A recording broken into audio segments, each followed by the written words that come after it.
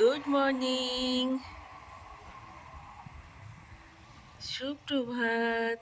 কেমন আছেন বন্ধুরা? আশা করি ভালো আছেন, সুস্থ আছেন। আমিও ভালো আছি। আপনাদের সুস্থতা কামনা করে শ্রাবণীর MS ব্লগে আপনাদের অনেক অনেক স্বাগত জানি। ভিডিওটা আজ এখান থেকেই শুরু করলাম। জানলার বাইরে অগুন্তি গাছ, ফাঁকা অফুরন্ত ফাঁকা মাঠ, সুন্দর সুন্দর মিষ্টি হাওয়া, আর জানলা দিয়ে দেখতে পাচ্ছি সারা দিন প্রতিনিয়ত দিন রাত সবসময় ট্রেন চলে যাচ্ছে। তো ভীষণই ভালো লাগছে দেখতে, সুন্দর সত্যি করেই লাগছে। সারাদিন ঝিকঝিক ঝিকঝিক এই ছোট্টবেলাকার আর চোখের সামনে দেখতে পাচ্ছি ট্রেন যাচ্ছে। তো চলুন জানলাগুলোকে খুলে দিই। ভীষণ সুন্দর হাওয়া, জানেন তো। জানলা খোলা থাকলে না রাত্রি ফ্যান চালাতে হচ্ছে না। নতুন রং করা হয়েছে তো জানলাগুলো একটু হয়ে গেছে। তো ভাবির জন্যে শরবতটা করে ফেলি। ও উঠে পড়েছে, ওকে এবার ডাকবো।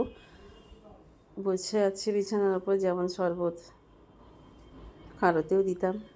মানুষটা তো সেই একই আছি, মানুষগুলো সব আমরা সেই একই আছি। ঘর পাল্টালেই বা জীবন বদলালেই। আমার একজন খুব প্রিয় বন্ধু ইউটিউবে আমার ভিডিও দেখে কমেন্ট করেছিল, সুধা। তা সুধা আমায় জিজ্ঞাসা করছে আমি কেমন আছি।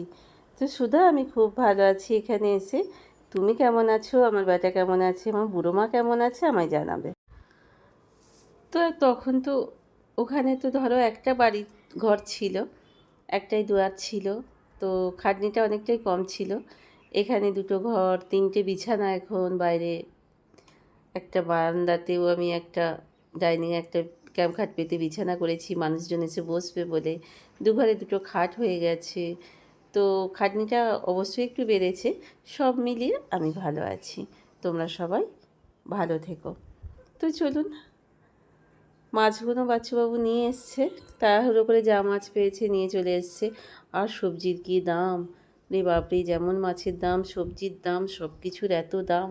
আমাদের মতো এরকম নিম্ন মধ্যবিত্ত ঘরের সাধারণ মানুষরা যে কী খেয়ে বেঁচে থাকবে সেটাই ভাববার বিষয়। বলুন তো, কী যে করা যাবে, কী খাবো আমরা, আমি সেটাই তো বুঝতে পারছি না।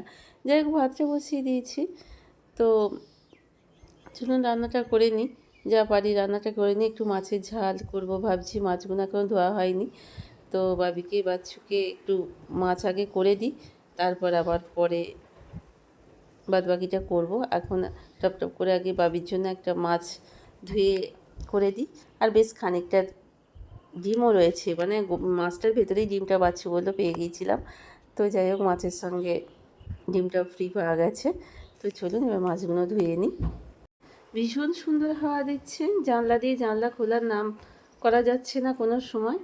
তো যাই হোক, কাটাপোনা মাছ নিয়ে এসছে বাবির জন্য, আর এখানে ডিমটা পাওয়া গেছে ওই যে বললাম। আর আমাদের জন্য চারাপোনা মাছকে পিস করে নিয়ে এসছে, কারণ আমরা তো কাটাপোনা মাছ খাই না। এখানে ডালটা সিদ্ধ করা হয়ে গেছে।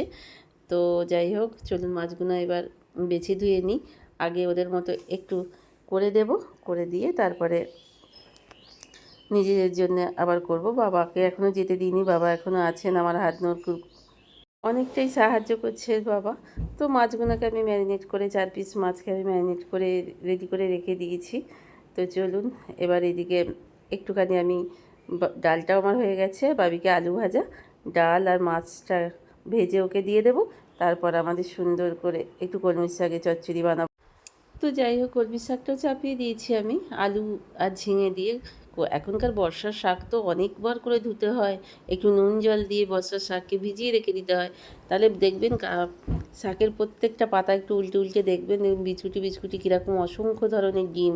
তাই একটু নুন দিয়ে যদি বেশ খানিকক্ষণ বালতি জলে ভিজিয়ে রাখা হয়, 2-3 বার 4 বার করে চপচপ করে ধুয়ে ফেলে দিয়ে তবেই রান্না করতে হবে, নাহলে বর্ষার শাক খাওয়া খুবই বিপজ্জনক ব্যাপার, জানেন তো।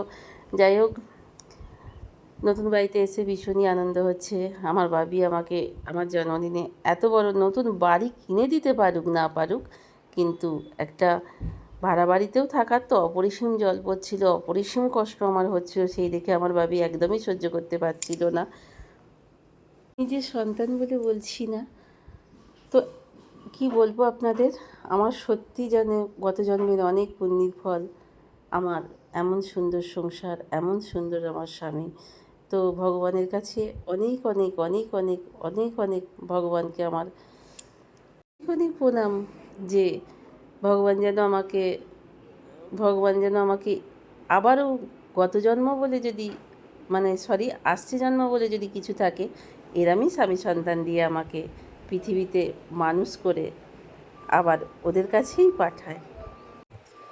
তো বাবি তো অফিস চলে গেছে, বাবিকে তো সময় মতো সব দিয়ে দিয়েছি।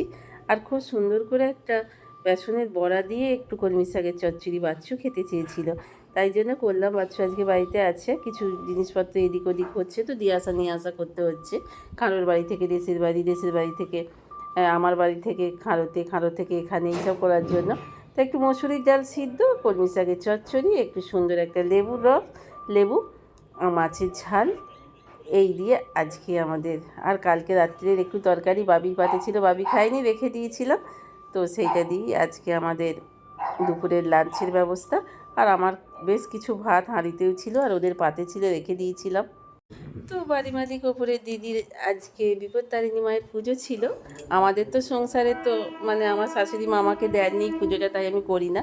উনি প্রসাদ দিয়ে গেলেন, আর কন্টেনারে করে কাঁঠালও দিয়ে গেলেন পুজোর প্রসাদ। যাই হোক, অনেক কৃপা ভগবানের যে প্রসাদটা এখানেও পেয়ে গেলাম, খাঁড়োতেও সোহানির মা দিত। তো অপরিসীম ক্লান্তি দূর করার জন্য ও বাড়ি ছাড়া এ বাড়ি ছাড়া এইসব, ও বাড়ি থেকে এ বাড়িতে আসা, এই প্রচণ্ড গোছ গাছ, এইসব ক্লান্তি দূর করার জন্য। অবশ্য সেটার জন্য যাচ্ছি না, 3 মাস আগে থেকেই টিকিটটা কাটা আছে। তো একটু বেড়াতে যাব কাছে পিঠে কোথাও ভাবছি, তাই জন্য একটুখানি পার্লারে এলাম একটুখানি পুরোটা সেভ করার জন্য। তো দিদি আর দাদা একটু গল্প করছেন, তো আমি ততক্ষণ ভিডিওটা বানিয়ে ফেললাম। জিটি রোডের এপারে এসেছি, ফুচকা খাবো না এই বাবার কাছে, এই ফুচকার যে দেয় বাবির খুবই প্রিয় দাদা। তো এখানে এসেছি, ফুচকা খাবো না সেটা তো হয় না, তাই চলে এসেছি ফুচকা খেতে।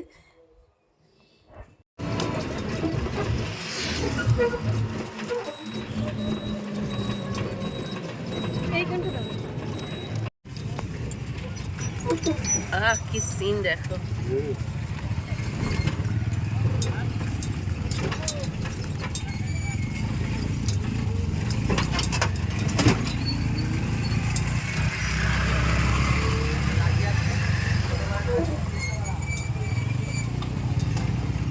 এই বাড়িতে এসে 2-3টে জিনিস আমি নতুন করে ফেললাম, যেমন দুঘরে 2টো ফ্যান লাগিয়ে ফেললাম। আর এখানে বাবির জন্য এই খাটটা, রয়্যাল আয়রনের খাটটা কিনে ফেললাম, তার সঙ্গে আপনার একেবারে গদি আর তোষক একবার সেট করে নিয়ে চলে আসা হয়ে গেল। তো যাই হোক, তো সেটিং চলছে পর্ব এখন। একটু যেহেতু এই নিচেতে ইয়েগুলো একটুখানি বড় হয়েছে, এগুলোকে কেটে মনে হয় সেট করতে হবে, তাই জন্য দাদা একটু দেখছেন। তো সন্ধেবেলায় রান্নাঘরে চলে এসেছি, এসে চিকেন আজকে একটু করবো। এই বাড়িতে এসে থেকে চিকেন কিছু হয়নি, কোনো রকমে এক তরকারি 2 তরকারি রান্না করে চলছে। তো আলুগুলোকে একটু ভেজে নিয়েছি, আলুগুলো অলরেডি প্রায় একটু নরম হয়ে গেছে, চিকেনটাকে জলে ভিজিয়ে রেখে দিয়েছি। এখানে প্রচুর ট্রেন যাওয়ার সর্বক্ষণে ট্রেন যাওয়ার পাওয়া যাবে সারাদিন রাতি, যেহেতু ট্রেনের লাইনের পাশেই বাড়ি। তো একেবারেই আলুর সঙ্গেই আমি জিরে ফোড়ন দিয়ে পেঁয়াজ দিয়েছিলাম, দিয়ে একেবারে পেঁয়াজ আলু একেবারে ভেজে নিয়ে আর একটু মাংসটাকে ভালো করে, ওবেলাকার মশলা তো করাই ছিল, আদা রসুনের পেঁয়াজের পেস্টটা করাই ছিল।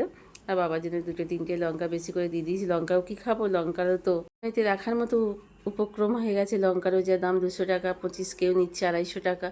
তো এখানে বাবাকে আর বাচ্চুকে দিয়ে দিয়েছি, ওরা একটু খালি গায়ে আছে, প্রচণ্ড গরমে সারাদিনই তো অফিসে জামা প্যান্ট পরে থাকে, একটু অ্যাভয়েড করবেন প্লিজ। তো যাই হোক, ঝুনিকে এখানে নিচেই দিয়ে দিয়েছি, এবার পাখুরকুর করবে, নাহলে এখনই বাবাকেও দিয়ে দিয়েছি। ঝুনিকে এখানে ভাত দিয়েছি, ঝুনি সেই থেকে আটা খাচ্ছে। কি বলবো, এখানে কোকো আছে, কোকোর ভয়েতে ঝুনি ঠিক মতো স্বতঃস্ফূর্ত হতে পারছে না। এখনও গোছগাছ সেইভাবে কমপ্লিট হয়নি, ও চলে গেল শোকেসের ভেতরে ঢুকে রেখেছেন। তো এখন এইসব ব্যাগপত্রগুলো আছে, একটা বাড়ি গোছানো তো কম কথা নয়, মুখের কথা নয়, তাই জন্যে ওলডাল হয়ে প্রায়ই পড়ে আছে। তো আমারও ভাত আমি বেড়ে নিয়েছি, বাবিও আস্তে আজকে অনেক রাত হবে। বাবির জন্য কটা রুটি বানিয়ে দিচ্ছি, ও একটু রুটি দিয়ে চিকেনটা খেতে পছন্দ করে, তাই জন্য বাবির জন্য রুটিটা বসিয়ে দিয়েছি। বিছানার ওপরে বসে আছি, বা নতুন মশারিটা এসছে। তো চলুন এখানেই শেষ করছি। ভালো থাকবেন, সুস্থ থাকবেন, নতুন বন্ধুদেরকে লাইক কমেন্ট করে দেবেন, ইচ্ছা হলে সাবস্ক্রাইব করে পাশে থাকবেন। তো আজকের মতো শেষ করলাম, গুড নাইট।